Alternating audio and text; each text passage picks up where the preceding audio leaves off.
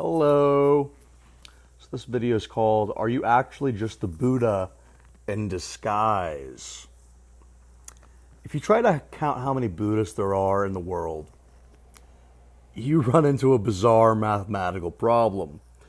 Officially, censuses will tell you that there are around 500 million. But if you actually understand the philosophy, the number is either infinitely massive or literally zero. And if you want to take it to the absolute unhinged logical conclusion, every single one of them is actually the same guy. Today we are looking at the ultimate metaphysical plot twist of Eastern philosophy. The idea that the entire Buddhist population is just a multiplayer cross-temporal game of hide-and-seek run by a single consciousness that forgot it was dreaming. Let's start with the population puzzle. On paper, 50 million sounds like a lot. Don't get me wrong. But in places like East and Southeast Asia, Buddhism isn't a club with a membership card. It's just the atmospheric oxygen. People practice ancestral rites, go to temples, and live by Dharma while simultaneously calling themselves Shinto, Taoist, completely secular. On the flip side, millions of people in the West meditate, practice mindfulness, and study non-dualism without ever identifying as Buddhist. The population bleeds past its boundaries. But then you hit the ultimate truth doctrine, the heavy artillery of Buddhist philosophy, anatman, or no self, and sunyata, emptiness. If you apply that strictly, what is a Buddhist? There is no permanent fixed thing sitting underneath that label. It's just a rapidly shifting collection of cells, thoughts, memories, and habits. As the Diamond Sutra famously put it, so-called Buddhists are not Buddhists, therefore they are called Buddhist. From the ultimate perspective, the population of Buddhists is zero. They literally exist, but in a literal sense, they don't. Which brings us to the next logical speed bump. What happens when a practitioner actually achieves realization? Do they just check out of reality? Traditional Mahayana and Vajrayana philosophy laugh at that.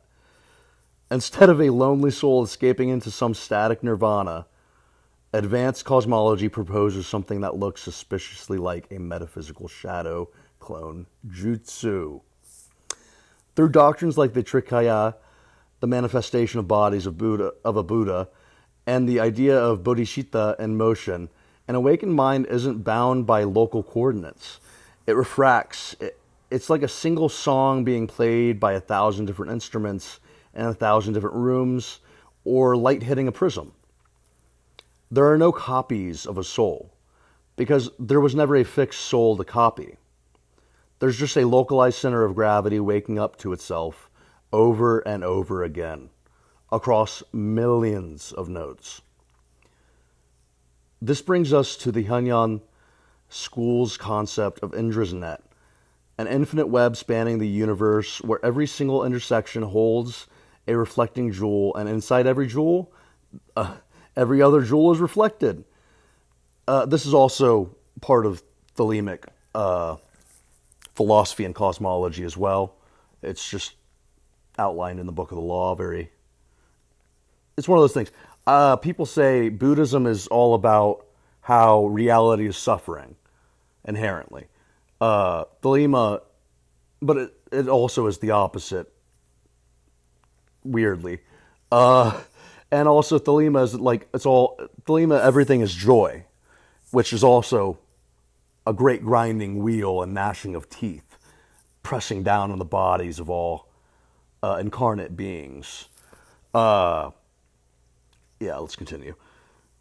If you map this out, the joke becomes reality. If Buddha nature, Tathagarabha, is baseline hardware of all sentient life, then every time someone sits down on a meditation cushion, it's not a separate person trying to get enlightened. It's just the historical Buddha, Siddhartha Gautama, staring at himself in a billion different funhouse mirrors, running a massive multiplayer cross-temporal identity crisis. So next time you look at the stats, remember, the population is massive, invisible, and ultimately a ghost story. We aren't a collection of separate entities trying to find the exit. We're just the universe fracturing its own silence to talk to its parts. If you enjoyed this deep dive into the weirdest corners of philosophy, hit subscribe and let me know in the comments.